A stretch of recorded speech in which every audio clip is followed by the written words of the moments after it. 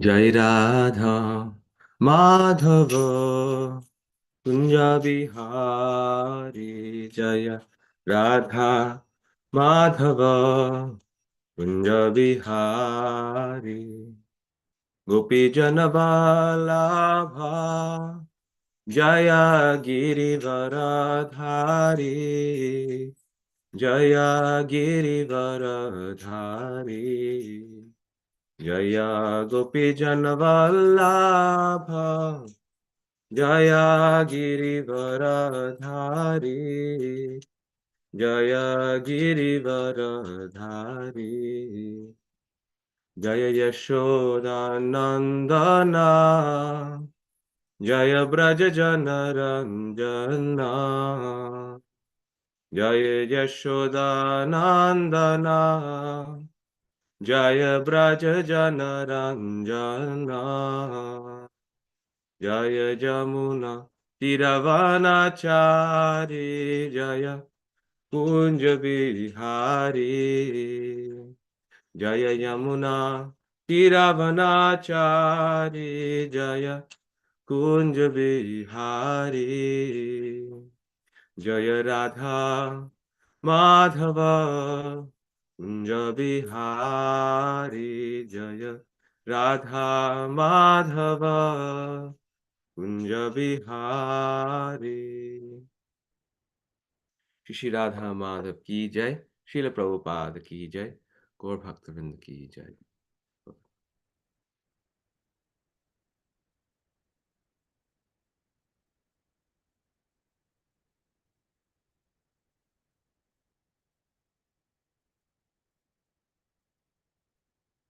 Om Namo Bhagavate Vasudevaya. Om Namo Bhagavate Vasudevaya. Om Namo Bhagavate Vasudevaya. So today we're reading from Canto 3, Chapter 25, Text 1. Shonako Vacha Kapilastattva Sankhyata Bhagavan Atma Mayaya Jat Atma Pragyaptaye Nrinam Shonako Vacha Kapilastattva Sankhyata Bhagavan Atma Mayaya Jata Swayam Ajas Sakshad Atma Pragyaptaye Nrinam. Sri Shonaka said, although he is unborn, the Supreme Personality of Godhead took birth as Kapil Muni by his internal potency. He descended to disseminate transcendental knowledge for the benefit of the whole human race. Once again, Sri Shonaka said, although he is unborn, the Supreme Personality of Godhead took birth as Kapil Muni by his internal potency. He descended to disseminate transcendental knowledge for the benefit of the whole human race. The word Atma Pragyaptaye indicates that the Lord descends for the benefit of the human race, to give transcendental knowledge. Material necessities are quite sufficiently provided for in the Vedic knowledge, which offers a program for good living conditions and gradual elevation to the platform of goodness. In the mode of goodness, one's knowledge expands. On the platform of passion, there is no knowledge, for passion is simply an impetus to enjoy material benefits. On the platform of ignorance, there's no knowledge and no enjoyment, but simply life almost like that of animals. The Vedas are meant to elevate one from the mode of ignorance to the platform of goodness. When one is situated in the mode of goodness, he is unable to understand knowledge of the self, or transcendental knowledge. This knowledge cannot be appreciated by any ordinary man. Therefore, since a disciplic succession is required, this knowledge is expounded either by the Supreme Personality of God himself or his bona fide spiritual master, or his bona fide devotee.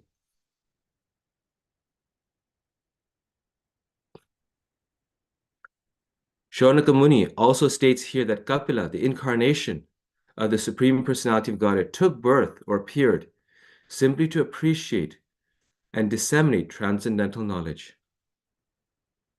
Simply to understand that one is not matter but spirit soul, aham brahmasmi, I am by nature Brahman, is not sufficient knowledge for understanding the self and his activities. One must be situated in the activities of Brahman. Knowledge of those activities is explained by the Supreme Personality of God in himself.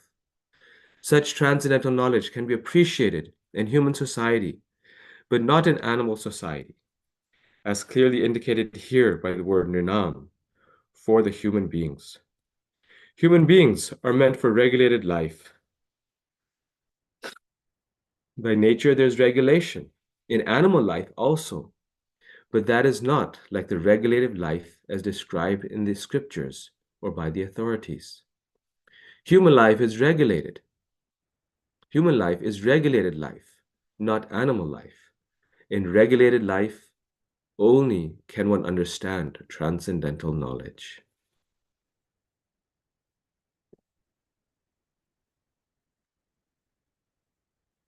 Once again, this is chapter 25, The Glories of Devotional Service.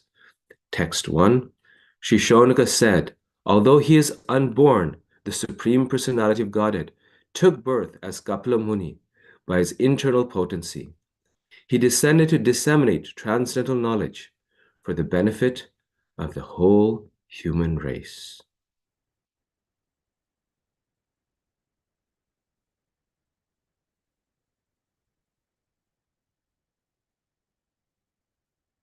So, very beautiful verses. This is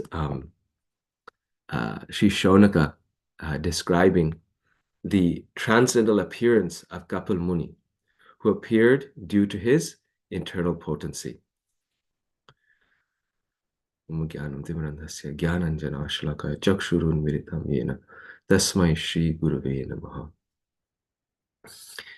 the purpose of the Lord's appearance, he said, is to disseminate transcendental knowledge for the benefit of the whole human race.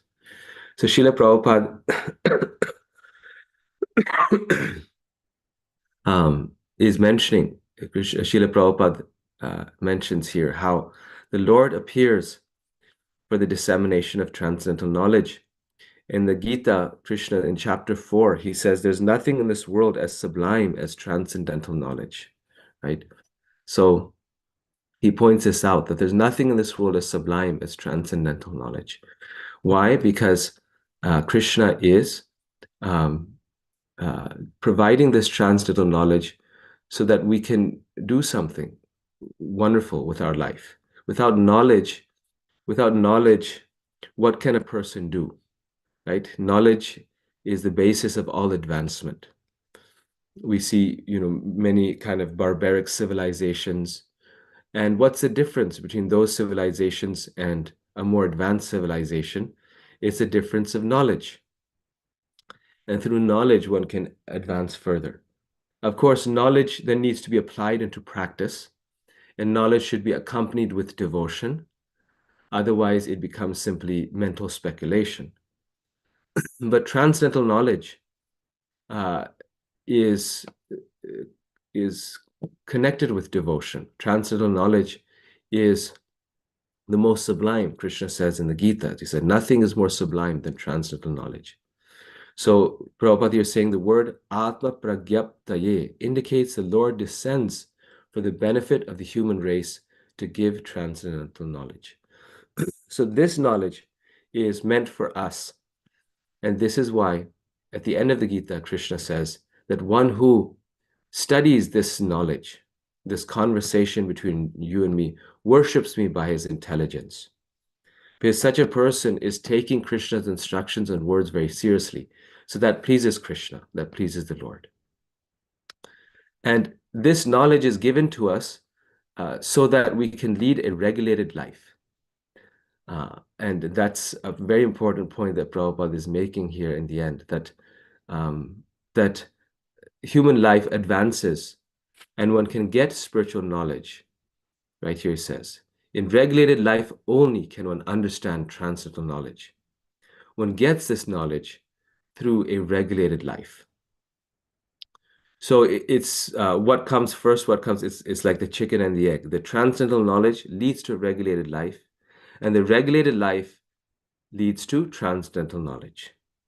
Because the real transcendental knowledge, the deepest, truest transcendental knowledge, that is heard through the ears, but ultimately it is revealed through the heart. This is why even the most illiterate devotee can be the most wise or intelligent person, because real knowledge is revealed through the heart. And how is that revealed? Through a regulated life. How is that revealed? Through practice of Krishna consciousness. Just like the first verse of the Shikshashtaka, it says, Vidya Vadhu Jivanam. It says how this chanting of Krishna's holy names is the Vidya Vadhu Jivanam. It gives birth to Vidya, to knowledge, to transcendental knowledge. It is from it is born Vidya or knowledge. So a person who chants has all the knowledge in this world, right? Eventually, right?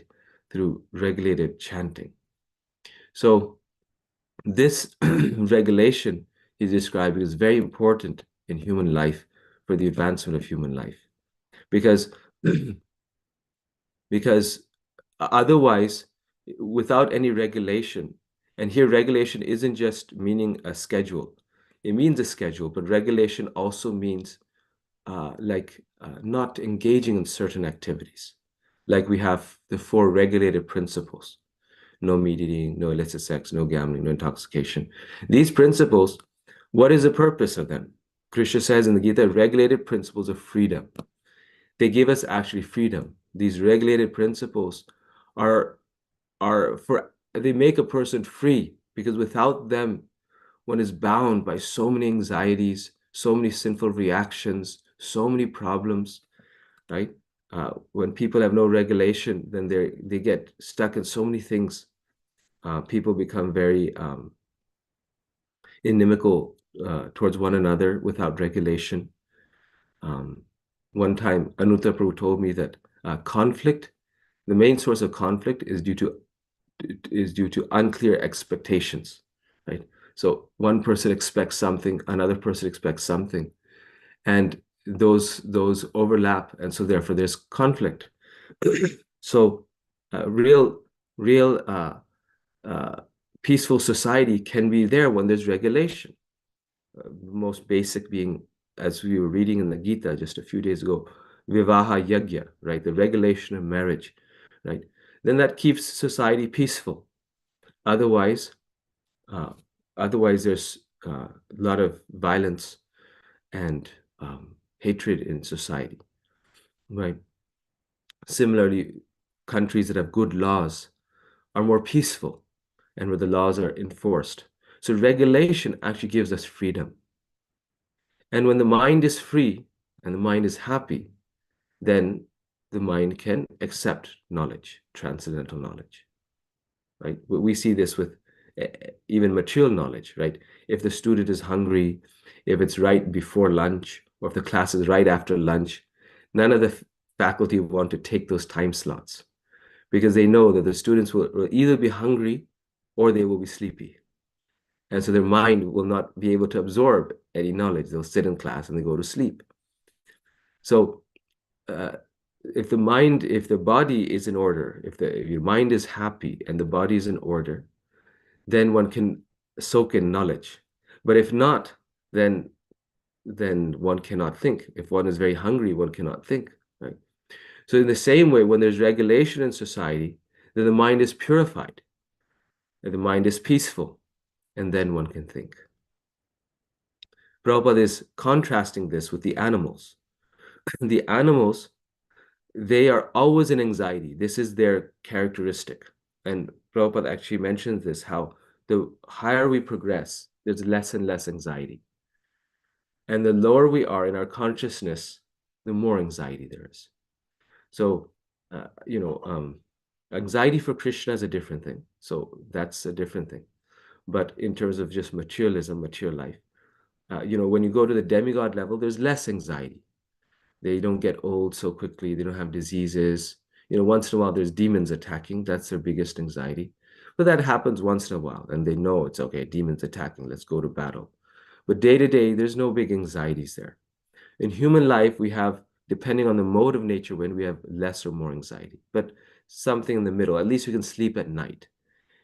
Every minute we're not getting up because we know, okay, the door is locked. So there's some basic peacefulness there. In the mode of passion, Krishna says, it's characterized by unlimited anxieties and hankering. So to overcome this, one has to go to the mode of goodness, right? So in human life, if we're in the mode of goodness, we're peaceful. Passion, anxieties, ignorance, there's, too much anxiety. It's that's all there is.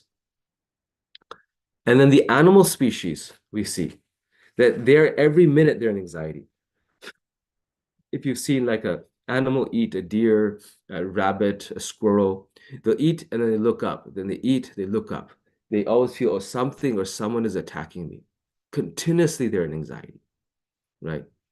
And all they can think about is their food, and that's pretty much it, their food, and then in between they find some sleep, but then while they're sleeping, they wake up every few minutes to check if someone's attacking them or not.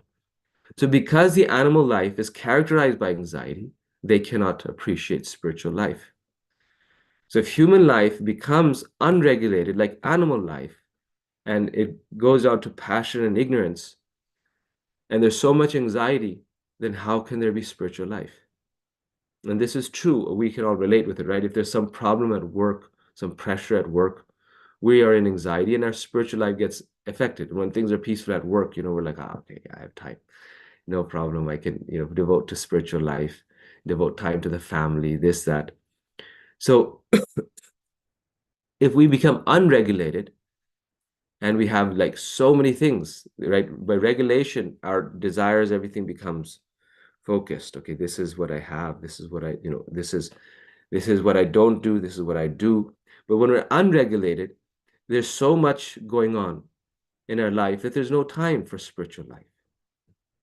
And then it's very hard. Just like one time I was thinking that the fact that in Krishna consciousness, we are told to just eat prasad is actually such a blessing. Because I was thinking one day that if let's say I had no dietary restrictions, right, then there's so many restaurants. Like I would go crazy thinking which restaurant to eat today, which restaurant to eat tomorrow. Like, there's too many options. The fact that we have a regulated diet, I just, okay, you go to the supermarket, it's like 90% of things you cannot buy. So then you just have to choose between the 2 or 3 ice cream flavors, let's say, that don't have eggs, that are, don't have chocolate. And so you can figure it out. It's very easy. If let's say you went to the supermarket and you could eat any ice cream you wanted, eggs, chocolate, anything, then there would be like hundreds of varieties. How do you, like, your mind would go crazy. So the regulation actually makes a person free, right? Therefore, Krishna says the regulated principles of freedom, they make a person free. Similarly, austerities make a person joyful. They make a person happy, because then one again has something to limit the senses with, which are always like, the senses are grabbing us. They're sucking the blood out of us. And by austerities, when it says, no, okay, I could sleep 12 hours, but no, I have to sleep less. So therefore, it gives us freedom, because then we have more time in the day to do what we want to do. So animals, their lack of regulation makes them full of anxiety. On the other hand, animals have a benefit that here in the purport Prabhupada is saying. Prabhupada is making the point that their life is already regulated by nature. Because Krishna has material nature is forcing them in a certain conditioning. They unlike humans, they can't be too unregulated. Like you see animals, dogs, cats, all these things, they have their sleeping schedule, they have their waking up schedule. They have their schedule to, pass urine and stool, all these things, like they do it based on their regulation. The Prabhupada gives the example, if someone leaves a big pile of grains outside in the backyard, the bird will come and pick up 2, 2 grains of wheat and will fly off, right? They will just pick up 2 grains of wheat and they'll fly off. The squirrel will come, take like 2 or 3, and then go and hide it under a tree, and then he'll come back, take 2 or 3 more, hide it again, come back, take 2 or 3 more, and then he's done. That's it. But he says, but if a human being comes and he sees this pile of grain on a sheet, on a cloth, he'll wrap up the whole sheet and he'll walk off with the whole bundle of grain. So it's only the human being that can be completely unregulated. All the other animals are regulated to some degree by nature, but the human being can be so greedy that they can take and take more than they need, and they'll take away everything. The other animals, they'll leave food for the other animals. They won't take everything by nature's law. But the human being will take everything. And therefore, regulation is very important for the human being, because they have the capacity to be completely unregulated. Why? Because Krishna has given them more freedom. And therefore, this human life is a life of great responsibility. And this human life is also the means by which we can break out of this cycle and go back to Krishna. And this is why this karma that's experienced in every species is a result of a karma. One goes into a species due to karma. However, we can only gain or lose. I mean, one can only gain. Lose one can in any species, but one can only gain new karma in the human life. So a dog will not get new karma by being a bad dog. The dog, by its instinct, goes and kills another animal. It won't get bad karma for it because it's acting by instinct. But the human being will get bad karma. The human being can get new karma. It's the only life, because it's a life of freedom and it's a life of responsibility and regulation. Prabhupada gives the example that, if a human being crosses the red light, keeps driving on a red light, they get a ticket. But if a dog crosses the red light, the dog doesn't get a ticket. Why? Because the dog doesn't know better. He simply acts by instinct. The human being knows better, and that's why they are responsible. They get the karma, they get a ticket. Similarly, if a human being does something wrong, they get bad karma. Krishna punishes them. But if an animal does it, they don't get any new karma, new bad karma. So again, the Bhagavatam in so many verses, it's reminding us, and again here it's reminding us that this human life is very, very precious. It's very a life of responsibility. And these regulated principles that Krishna has given us are for our benefit. They are regulated principles of freedom, and one gets transcendental knowledge. And they both go together, right? One without the other cannot lead to the goal, right?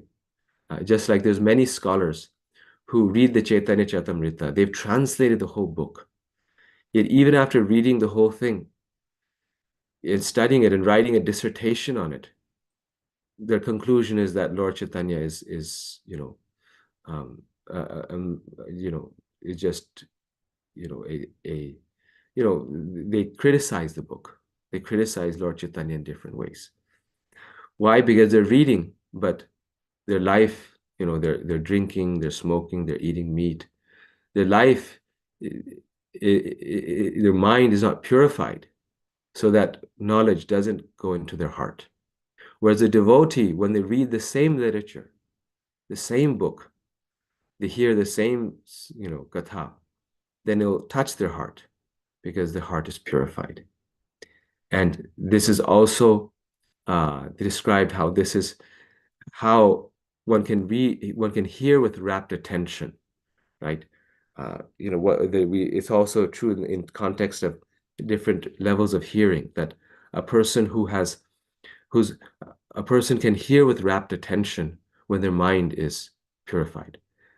Otherwise, we're sitting in the same class, but our mind is going here and there because the heart or the mind is, not fully there.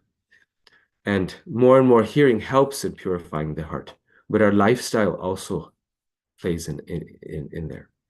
When we hear and chant the holy name, it affects our heart. It will always help us advance. But why Prabhupada gave us the rules and regulations?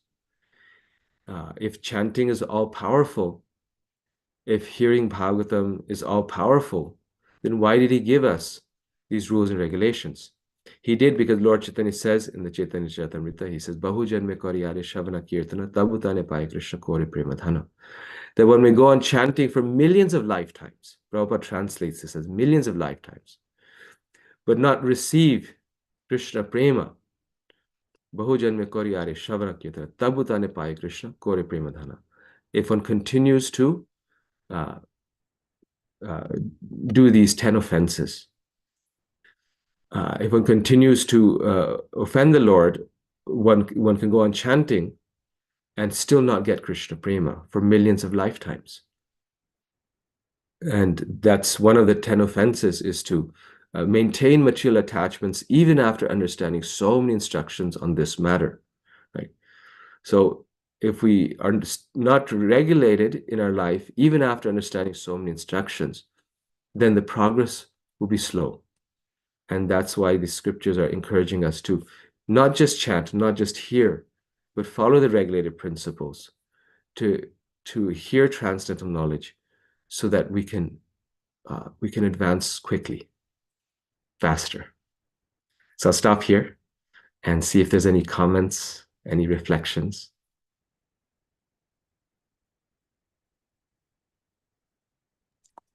Thank you, Prabhu. Hare Krishna. Please accept my humble obeisances.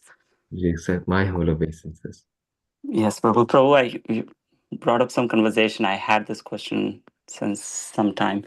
So, given a chance, if we were given a birth of a demigod versus a human being, which one is a better option? Prabhu, definitely the human being. Even the demigods want to come back as a human being. See, Of that's course, where I was not clear. So why? That's what I want to discuss. Yes. Of course, it depends what consciousness of a human being we are in, but provided, well, if we have the option to be a demigod, we're obviously in a good pious consciousness. And the reason being because in the animal's life, there's too much pain and too much anxiety. That's why we cannot think of God.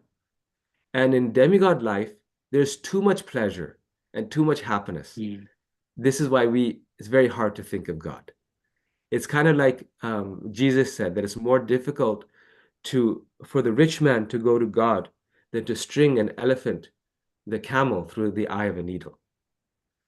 Jesus said this, that it's more difficult for a rich man to go to the kingdom of God than to string a camel through the eye of a needle. Because a rich man has so much wealth, so much power, and so much influence and luxury, material luxury, it's hard for them to think of God. It's easy for them to get ensnared in this material nature. And that's why we find that in wealthier countries, Krishna consciousness spreads more slowly than in less wealthy countries, where people are less prosperous, they're more humble, they're less materialistic, and so they're more into spiritual life. It's just a fact. And some people say, oh, see, that shows that God is just for the poor. But no, it's actually the opposite, that the rich are so materialistic that they're not accepting God. He's for everyone. So even in this world, what to speak of the demigod planet, even in this world, human life has just the right balance of suffering and pleasure for us to suffer enough that we realize that this world is not good for us, but enough enjoyment that we're not so much anxiety that we can actually think of Krishna. And it has that balance. And we don't have so much time, so it is good to have that little time, versus demigods might have been living for many years. Yes. Yeah. Thank you, Prabhu. Yes. Yes. Especially during Lord Chaitanya's time, during these 10,000 years, the demigods prayed to take birth as a human being during this time. Because as a human being at this time, we really have the way out. Like it's like out. And so that's why actually to answer, I mean, the real to really, your question is to fully kind of in detail answer it. It also may depend on the time when we're being born as a human Mm, being. mm, So if we are born like 100,000 years from now, then mm. maybe it's better to be born as a demigod. Yes, yes, yeah. Because Kali Yuga is for another 500,000 years, and this golden age is only for 10,000 years. So Mm. after that, it'll go really downhill, Okay, makes sense. Yeah, unfortunately. but there are other yugas also, right?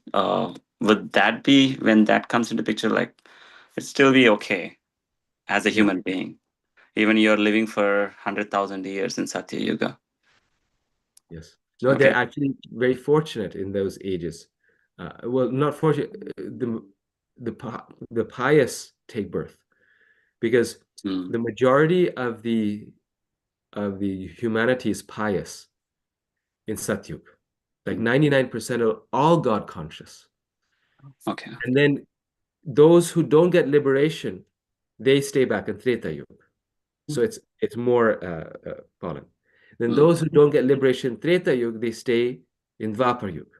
mm, And then those who have sinful desires, like who want carnal pleasures, they take birth in Kali Yuga. Those who don't get in Dvapar Yuga and have they retain the sinful desires, they take birth in Kali Yuga.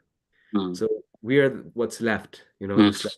It's like the worst age for that reason. Yeah, one last opportunity to go even more down. Yeah. Yes. Okay. Thank you. Yes. Hare Krishna. Thank you. Hare Krishna. Yes. Hare Krishna, Prabhu. Please accept Hare my Krishna. humble obeisances. All glories to Srila Prabhupada.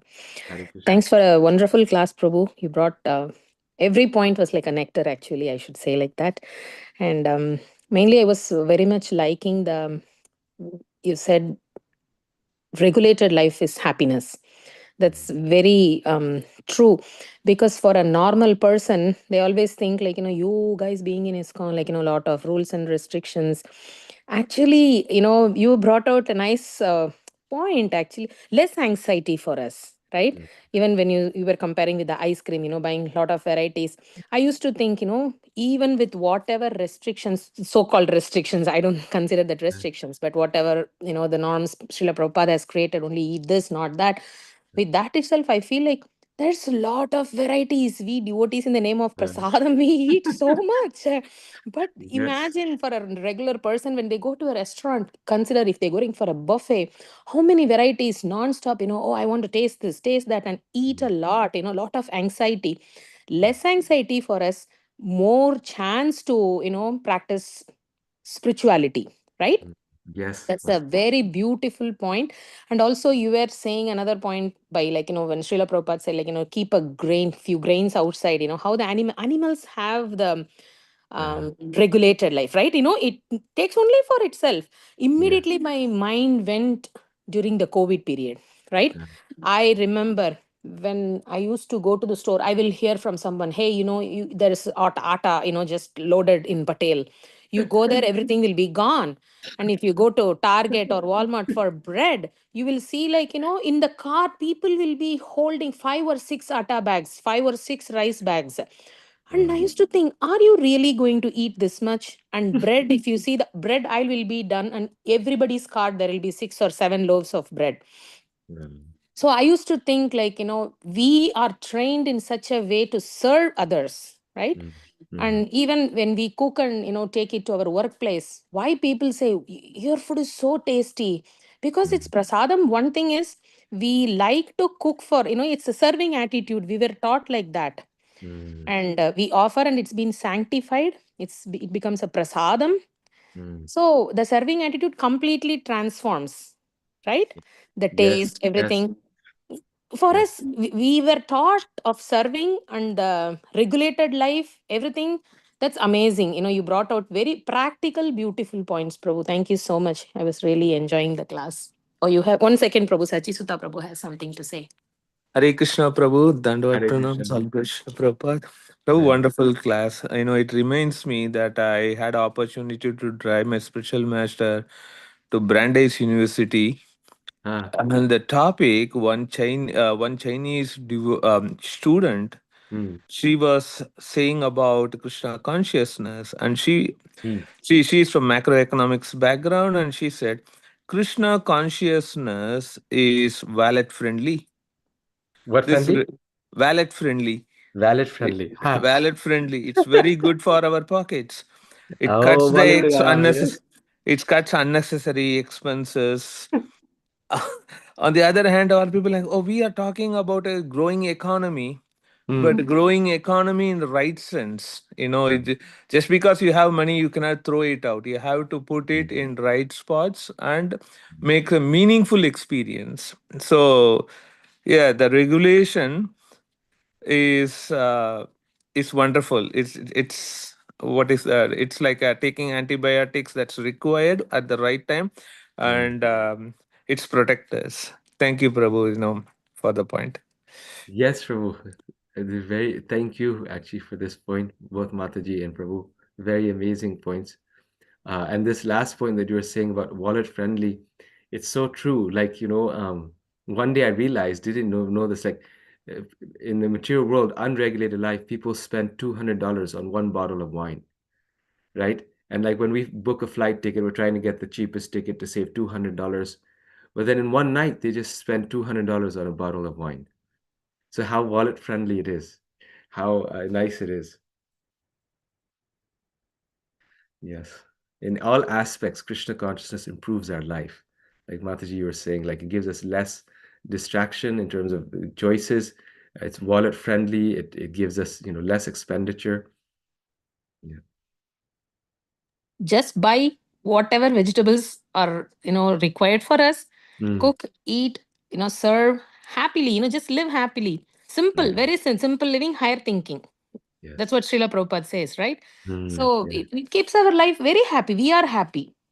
But Yeah. people, they should experience this. Then only they will. Even if we say, because I'm not so pure, even if I explain, Mm. definitely they should experience this and, yeah, see the difference. Thank you, Prabhu. Yes. Thank you, Mataji. Thank you. Yeah. That's why Prabhupada said that people will accept Krishna consciousness. Only some people will do it because of the philosophy, but the majority will accept Krishna consciousness because of the culture. They like the culture of Krishna consciousness so much, that's why they'll come to Krishna consciousness. And that's what he said. Just experience this life, and then you'll never turn back. Thank you. We'll end here. Thank you, everyone, for your very kind blessings and attention. Hare Krishna. Thank you so much, Prabhu. It was a very nice class. So, as Mataji and Prabhu was telling about the regulative principles of freedom. So, how it gives us freedom, and then that gives us ability to practice spiritual life in a easier way. So, I think very nicely you put whole thing together. Thank you so much. Thank you, Prabhu. Always grateful. Yes. Yes. Hare Krishna Hare Prabhuji, very Krishna. wonderful class. I'm enjoying the discussion also. So nice. Whatever we think in our mind is all expressed in that lecture. And very nice to hear you again after that Sunday feast lecture of Dasa Dasa and Dasa. So nice. Wonderful, Prabhuji. Hare Krishna. Thank you, Mataji. Appreciate your encouragement. I saw you on Sunday also. Yes, we really enjoyed your company. Thank you. Yeah, actually, I'm trying to keep the sleep low for Ekadasi, Prabhuji. I had a habit of a day nap.